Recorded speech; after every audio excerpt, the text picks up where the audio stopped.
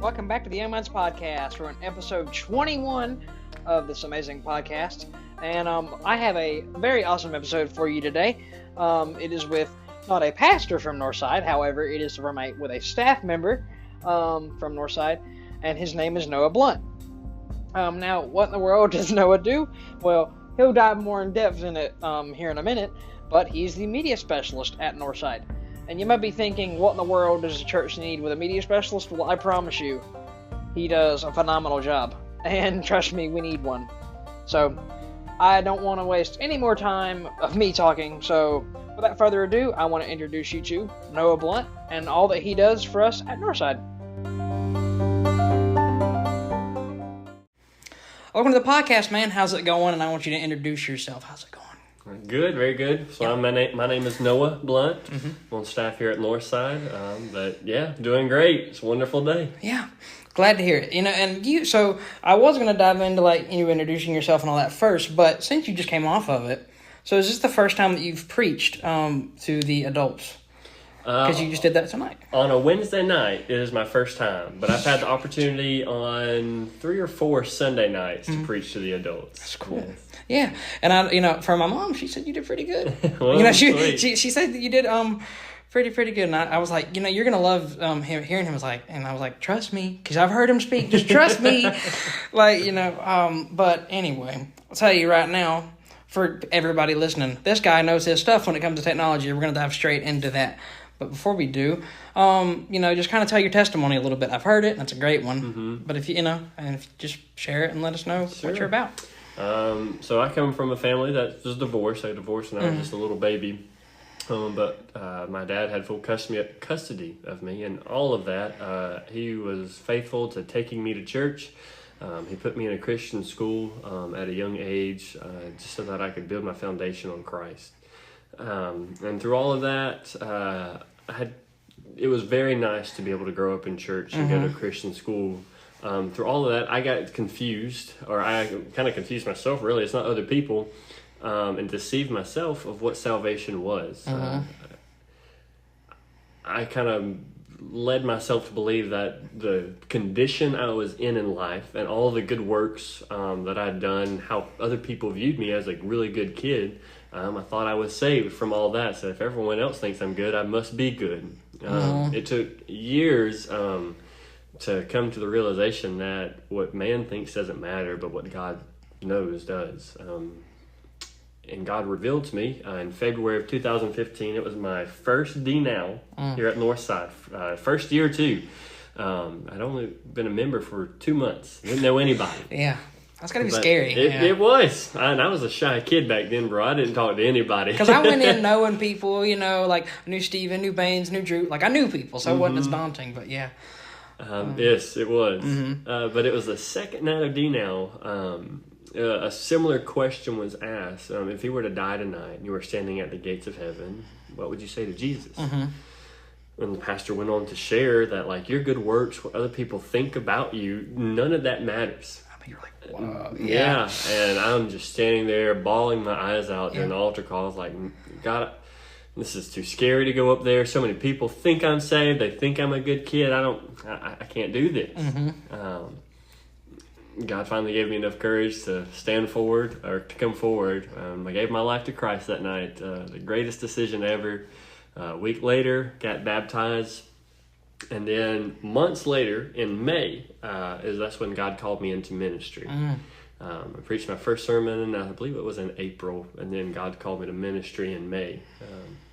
And after that, just being obedient to God, God's allowed me to come on staff here at Northside and serve in many different ways. So it's a lot of fun, man, following God. Yeah, I can tell. Plus, if you ever come and visit Northside, you will see this man shuffling all around this church, because I'll be sitting where we normally sit at. And I don't know if you can, we sit on that one side. It's there's one side where nobody sits at. It's they fill the other 2 up first, and then they fill that one up.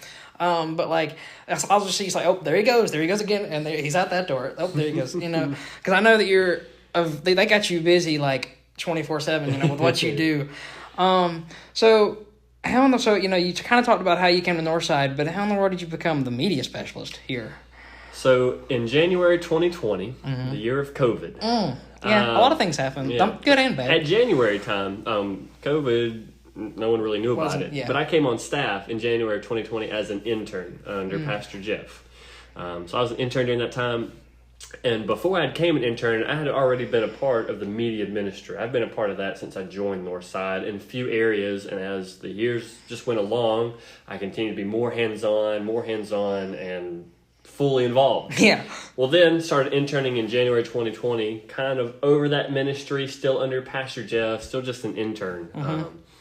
Well, COVID happened, and the only way that we could have church really was online. So a large part of my role back then, or what was a small role, became a large role. It grew, It very did. big. Yeah, we made a lot of upgrades during that time so that we could provide church when we couldn't have church on campus. And was that after the remodel? Was that already done? Yeah, remodel was already done. Yeah, because I'm trying to get like the timeline here, because I joined after, but I knew it was happening, because I remember maybe years ago, my my grandma saying, "Oh yeah, they're remodeling on a church, so we're doing stuff in the gym. It's kind of hot in there," and I'm like, "What in the world are they doing at that church?" Years later, surprise, I would join it. But yeah, I mean, you do an incredible job at what you do. Well, thank you. And just to think, your job probably, 20, 30 years ago, it didn't exist. No. Like, they were like, what is a media space? What is that? That's just how time progresses. It's crazy to think it's given you, a job here. Yes, it has. Because it did move from an internship, and then it was... a full-on, yeah. It was August of 21? August of 21. So, not too long ago. Yeah, August of 21. I moved into a media specialist position. There was someone formerly into it. She left to go to, I believe, to be a teacher. And so I moved into both roles, and we keep going forward. Yeah, and so, you do, the graphics and all, too, and stuff like that, right? Gosh, so, you have to design, you have to design them and all that stuff? Or, sometimes I work from templates, or I work from other people's ideas, or I work from scratch. I'm normally not a super creative guy. I can be, but it's pretty difficult for me. See, I can be. It's just, how do I do it? I have it in here. It's like, how do I execute this? Yeah, I'm on the opposite side. I can execute it. I just don't know what to think. Yeah, you were talking about earlier on. Just as we walked in here, Canva's got doing presentations. I had to do that for a class just like today. And, it's funny because there's a bunch of freshmen in there. It's an intro class. So I was like, I'm going to go all out for this project, because the rest of them, they're probably not going to do as much as I would do, because they don't know as much about the class or Canva and stuff. So I'm like, I'm going to go all out for this. So I'm just adding crazy backgrounds and all sorts of stuff, and it's hopefully I can maybe get some bonus points on this, maybe. And you kind of touched on it, but since becoming the media specialist, how has God changed your life in helping you move through that with having this job? If there's any examples or whatever, Gotcha. I think God's kind of changed my perspective of how church is. You said a few minutes ago, this job wasn't a thing years ago. Nothing will ever replace church on campus with the body of Christ. But knowing that people travel, and knowing that there are lost people all over the world, I think the media ministry serves a really great purpose in providing church and providing discipleship material for those who aren't here. So we can see statistics for people who watch our online services. We have people all over the United States that watch our services. Yeah. Every once in a while, you'll have people overseas that watch our services. Yeah. So that's what I think. One thing that has kind of changed my perspective of this ministry, that Northside can reach people beyond this building. We want to do this on campus. Will always be primary, right? But God has given us resources to do more. And I'm glad that you can Northside continued with the streaming and all that, because I think some churches, they quit after COVID wasn't a thing. But people love to see that, because they can still join in the church service, even though, again, it's not like coming, because coming is just a whole another experience. But they can still join in the worship and still hear Pastor Robbie, whoever's preaching that morning or whenever it may be. They can still enjoy it. I remember, I think it was I think it was like the morning service on Saturday for when we did the Bible conference. We were just like dog tired, but we still wanted to listen, so we went and listened to that. And then after that sermon, I begged my mom if we could go that night. Yeah. And it didn't take much convincing. I was like, let's go. So, yeah. And I'm glad we did, because that was when everybody was just like on fire that night. So, since, I was talking about, like, what's your, I guess, process for, like, when they, ask you, hey, we got this event coming up, like, for the graphics and stuff, when you go to make them, like, what's your process in that? Because I'm sure, like, we just had 2 events, 2 weekends back to back, and you've got to make stuff for that to promote it. So that's right. How does that, how do you go about doing that? So I do prioritize everything. Sunday always comes first, because even if you've heard Robbie share before, Sunday's coming. We get Sunday ready first, so that we're ready for the day of worship. Extra events and material for that come right after that. It's not like, and when I say that, they're not at the bottom of the list. Right. They're still like second and third, so they're still priority. So I just prioritize events, normally bigger events or events that are coming up sooner. They get their material that they need, for whether it's on the app, whether it's on the website, social media, print. We try to get all that for them. Yeah, and so, like, it's funny because I guess you have to make a lot of times a digital version of something and then a physical print of it. Like, what I can think of is maybe like the DNOW cards and also the Bible conference cards too, because it's the same thing we see up on screen, but we're holding it in our hands because we can hand them out and dish them like playing cards. Like, here, take one of these. No, it does take time to format it for the different things. And also too, if you with you coming up with some of the designs, like say the DNOW, DNOW thing for, like this year, right? You see it on T-shirts. Like that, that for me, I made something, it was for my nonprofit, right, that I have. And I was like, so cool to see, even though I didn't draw them up, I'll be honest. I didn't draw the design up, but they're like, here, you're going to take it and use it to do something good with it. It was so cool to see that, logo on a shirt physically. I was like, okay, this is cool. Somebody can actually wear this, on them. Now, you brought up the app. Now, my question was, for someone like me who has no idea where you would start on how to, because I've heard like, you got to do code this, code that, whatever, when you're making a website. How hard was it to create this app for you? It wasn't that difficult. So we have our website and app and even our live stream through a company called Subsplash. They help churches out in many different ways. We just use them in these 3 specific ways. And so when it came to the website and when it came to the app, they just gave me a blank template. Here are the things. Here's the things you can put on there. And so it still takes some prep work and building pages and really thinking through when people click on this button, where does it take them? But no, there's not a lot of coding for it. Thankfully, that's good because it's already built in. Yeah, I'm not a coder. I don't know that part.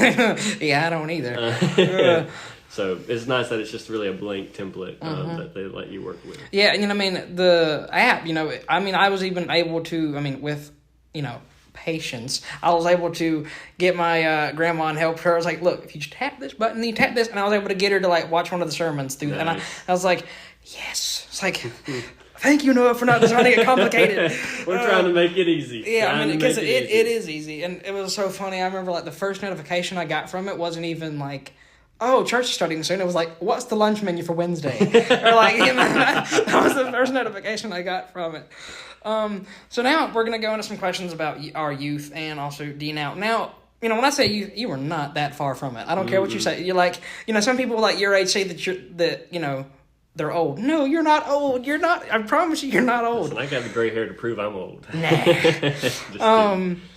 But when you look at our youth today, like, do you see hope, or are you worried for our future? And the reason why I ask that is because, like, if you look at Northside, of course, it's like there's a bunch of bright kids here. But then you go to maybe like a public school in certain areas, and you're like, oh boy, that's they need to maybe let's push them to church. So what do you think about that? When you look at our youth, how do you think the future's going to be like? So it's hard to look beyond Northside. That's kind of my only view. I don't get to see the school system completely and how it all is. I can think back to when I was in high school.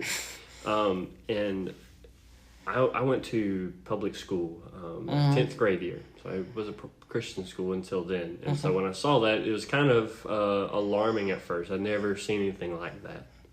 What was encouraging back in high school when I was sitting in classes, people I didn't even know, to hear them talk about Jesus, to hear them talk about church, to hear them talk about the Bible. It wasn't all the time. But those little remarks and those little comments, those few conversations, they were moments of hope for me at that age. Looking at my view of Northside, I think there is hope because God is working in more places than just Northside. Oh yeah, definitely. Sometimes, and you can see that just this year. I mean, it's exploded. Yeah. But yeah, God's working beyond Northside and working in students' lives beyond here. But even specifically Northside, since ever I've joined here, great generations of students have come across. I've seen some of my friends who've fallen away from Christ, but I've seen many who just keep going forward, those who've gone into ministry, those who are still serving here at this church. So I think there is hope for the students. One, because God is graceful and God is merciful, and He wants to do great things, and I believe there is a generation of students that want to jump on board where God is going. And and I think it was, oh gosh, I'm getting who did I say this to? Because I've talked to so many people. But I believe it might have been, I think it was Miss Laura, when I said something because in the trailer for Jesus Revolution, which that film is phenomenal, please go check it out if you haven't. It was talking about that, because there are young teens in that film, talking about that generation is searching for answers, but in all the wrong places, and that's what, when I look at, students in public school today, that's what that's what they're doing because they want to know the truth. They just don't know where to go because they haven't been guided or been told to where to go. Of course, FCA is a great, thing that happens in the morning, but it's just one thing. Yeah. We have to actually get out and speak, which that's easier said than done. That's right. And it's just I get, this world's really, really tough. It is, but come on, there's answers right here, and we'll be willing to talk, to tell you what they are. You just got to open up and listen, I guess. Don't tune it out. Yeah. Because that's one thing that I think a lot of kids tend to do is they hear the name Jesus. Oh, nope. Nah.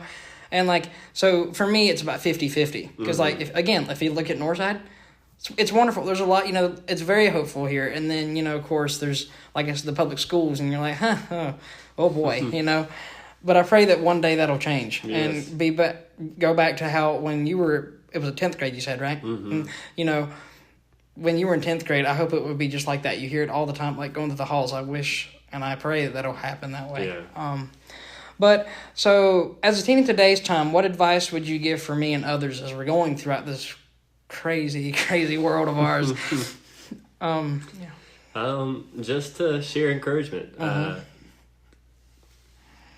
Y'all are the next generation of leaders in the church. And that's always been my biggest desire and heart for youth ministry. I always try to share with students, whether it's preaching, teaching, one-on-one, discipleship, whatever. Y'all are the next generation of leaders in the church. And the church desperately needs leaders. And that shouldn't be a scary thing. Some people might think it'd be a scary thing to be the next leaders. I think it's a huge opportunity for students to grab and to run with. There's a world that needs Jesus, and your age, I know I'm not far from it, but the age you're in that in high school, and even from middle schoolers, the age they're in that in middle school, they're the best ones to reach their generation with the gospel. It's scary, but just be bold. Just go for it. You'll be okay. It'll be fine. Yeah. I promise you'll be okay. Yeah. And it is. And one of the things that I found because I had to you have to get creative sometimes because some of the situations at school or whatever, they don't present you time to go talk with somebody one-on-one because when you're always doing something, and so I was like, I want to tell this kid, and this was recent, about the gospel. Well, how am I going to do it? Because we're always in groups, and I want to do this one-on-one because I'm not about to get, I'm not about to have, a huge old target on my back, in this one class, for now. And then, so I was like, okay. And then I looked at my phone, I was like, oh yeah, I can just video myself saying it and then send it to them. And so that's what I did. And sometimes you will have to get creative in how you share the gospel because, there will be obstacles in your way, a bunch of people. Yeah. But, just go out and do it. Yeah, it's scary, but like Noah said, you will be okay. I promise. You know, and you said you at one point, you know, a long time ago, you were pretty shy, right, as a kid. I was. And I am too. So so how do you think that youth can overcome the fear of telling people about Jesus, and like, you know, our youth especially, how can they overcome that? Like, you know, what's some, like, obviously there's prayer, but what else, is there anything else that you think they could do to Sure. I think one thing that was helpful for me, and it's going to feel really awkward, and I'll have something to say on that in just a second.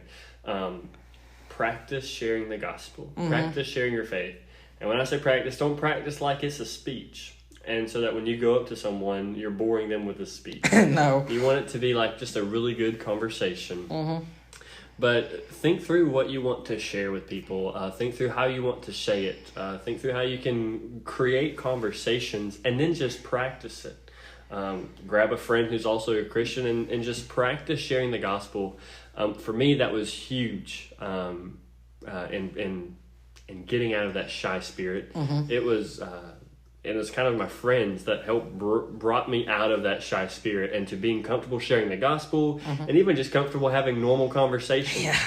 Now, in those moments, it's going to feel awkward. And one of my favorite quotes that I have, it's only awkward if you make it awkward. True. Now, there are a few exceptions, but we're not going to talk about the few exceptions. But in most cases, when people say, well, it's just awkward, no. It's only awkward because we make it awkward. Yeah. That's true. I mean, you know, and yeah, I mean, I there's no other way you could put it. I mean, because, you know, like, it's just nerves and whatever else, and that's what makes it awkward. I mean, all you're doing is just walking up to somebody, and, you know, like, unless if they're already just shy as it is, that might be a little different. But, you know, I mean, most of the time, you know, like, and it's kind of I guess it kind of runs along with it. You know, they say, like, Northside, a lot of times I've heard, it's like, a lot of our youth, they'll come to church if you ask. You know, that's kind of the same way. Like, if you, like, walk up to them and start talking to them, just kind of get to know them a little bit, and then talk to them, they will probably more than likely listen and hear you out. That's right. You just... Yeah, and even to add to that, sometimes it's not always a gospel conversation that you're going to have someone in the classroom. It's like, hey, we have Wednesday service this week. Wednesday service, we would love for you to come. We have D now, or fill in the blank with whatever event that's coming up. I'd love for you to come with me. I'll save you a seat. Yeah. And, you know, I know that a lot of times when it comes to those events for like that, you know, if you invite somebody to one of those events, and then there's like, and then they start digging into the church a little bit more, it's like, oh, I want to start coming to that and seeing more of these events, you know, right. And just doing more in Northside or wherever, what church it may be. So, you know, what are some ways do you think our youth, and they hit on it a lot, but can help Northside grow? You know, our youth specifically. I mean, whether it be, I mean, it doesn't even have to be, I mean, I guess the youth ministry, but that's who we reach the most. But what I've heard, and you might have something different, but is inviting people like crazy. Yeah. And I, you know, but is there any other ways that you can think of that we could? I think for students sometimes, especially when they get to the high school age, like they get to the point in the Christian walk, like what's next? What's next? Or like, I'm following God, I'm reading my Bible, I'm praying, what's next, God? And I think a huge part that some might be missing is serving in the church. And that's helping out with different ministries. I know when I was in high school, and some of my friends that were in high school at the time, when we served in the media ministry, and so I'll put a little plug in there. All of the high school students are welcome to come join the media ministry to serve in there. Yeah.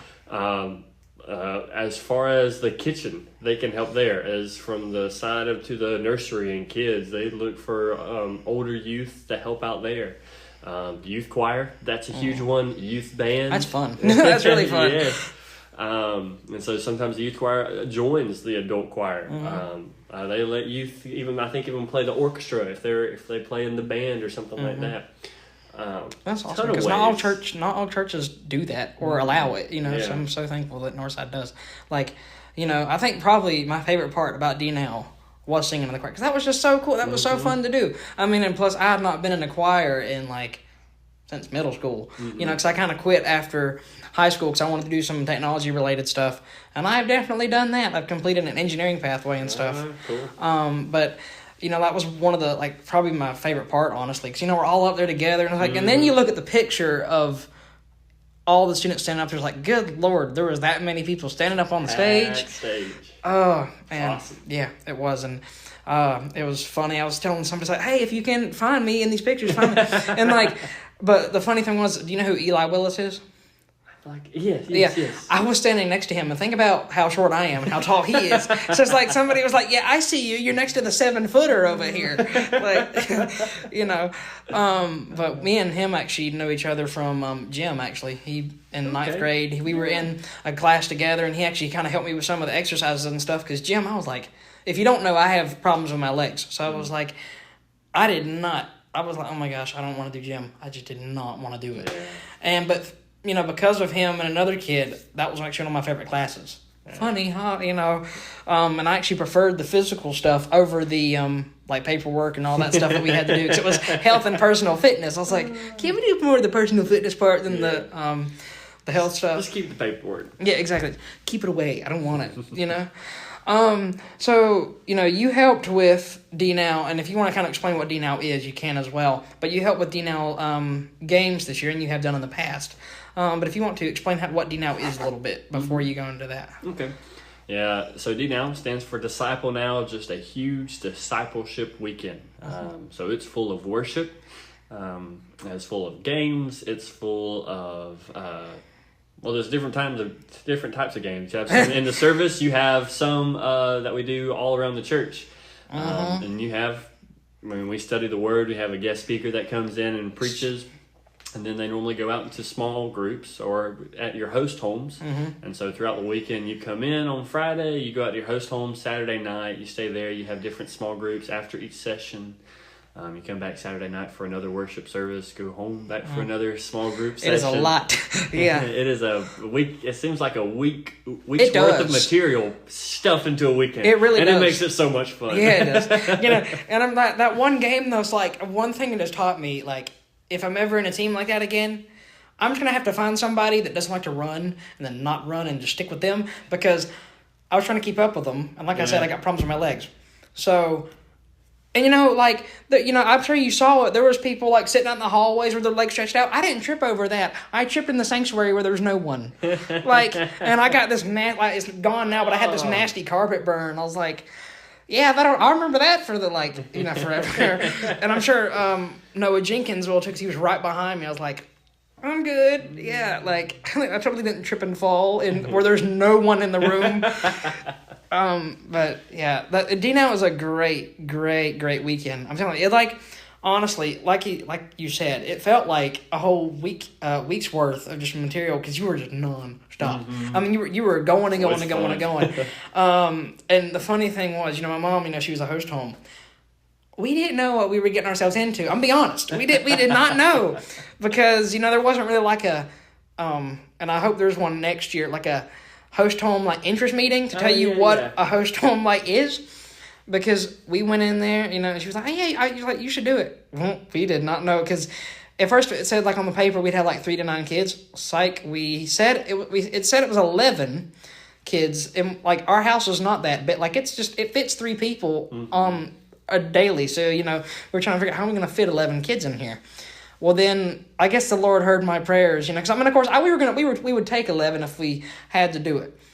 But then miraculously the group shrunk to 6. I don't know. There you go. I don't know what happened, but we were able to fit everybody more comfortably, and it not like somebody sticking on the ceiling fan or something, like, or sleeping in the tub. So, and I'm sure we'll dive into a few more things, but.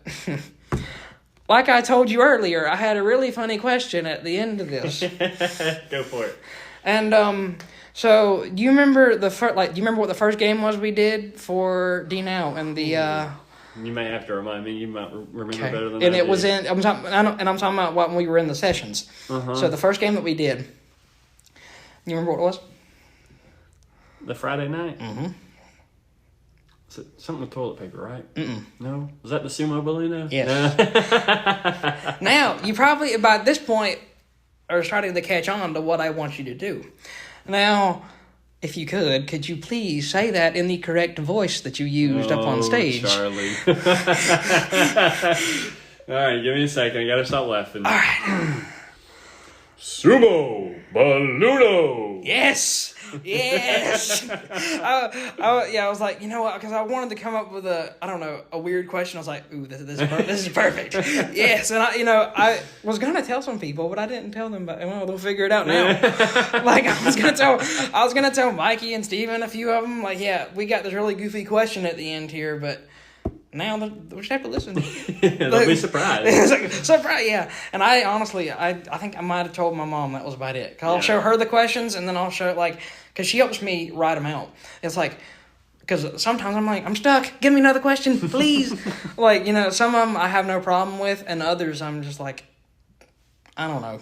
Here, give me a question. Especially like with Miss Laura's. Because I like to write them maybe about a week or two ahead of time, so that I can tell who I'm interviewing what the questions are going to be about. Because I don't want to leave you like hanging dry. Yeah. And just like, what are we talking about again? Because the first time I was on somebody's podcast, they didn't do that. They kind of gave me a bit of an outline, and that helped me so much more because I was like. Because I was excited about it, but I was like, I don't know what I do. We start talking. Well, is there like a thing? Like, what do we do? But yeah, it's just, I was like, yeah, I don't know. What in the world should, when I started this thing, I was like, what am I doing? I didn't know what I was doing. Now we're like, what? I think with this episode, 21 episodes in. That's cool.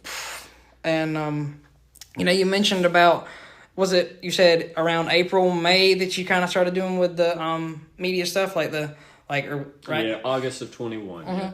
So, with that anniversary, it's kind of funny because, that's when, I've joined the church, just later, and it was on Easter. So, when it's funny when tonight when Landon mentioned Easter, Stephen looked over at me. He's like, "It's been a year." I was like, "I know." But that was such an awesome moment, just to go up there and, just give my life to Christ. And one thing, and we can talk about this too, people think that it's so difficult, you have to do all this and that. It's like, no, you just got to speak it with your mouth. That's all you got to do. Yeah. And why do you think people think it's such a process? Why do you think that? Yeah, just surrender your life to God. Give your life to Him. I mean, I don't know. They just for some reason, I don't know, I was, because people are like, yeah, isn't it difficult? I'm like, nope. It really isn't difficult. And I remember too, I was worried that the water was going to be dang, freezing. I was like, if it's going to, it's going to wake me up. Because nobody, Stephen couldn't tell me, or Baines couldn't tell me, because they've been baptized in other places. Oh. So I had no, background of how the water was going to be. I was like, if this is freezing, at least it'll wake me up, because we had to be here early, than normal, so we could get in the prayer room and all that. And thankfully it was not. And I was like, oh, that feels good. Dang. All right. And I don't know if you've heard him say it, but I was actually Randy's first person that he baptized here. I remember that. Yeah. And it was so funny because when I was talking to him, I was like, we're coming up on a year now. And he's like, what? No, you're kidding. No, I was like, yeah, it's been a year already. And I'm like, it don't feel like it, does it? Because cool. It really, really doesn't. And the amount of people I've been able to meet too, it's just crazy. It's and people are knowing my mom because of this. Mm-hmm. They're like, did your son do the podcast? And they're like, she's like, yeah.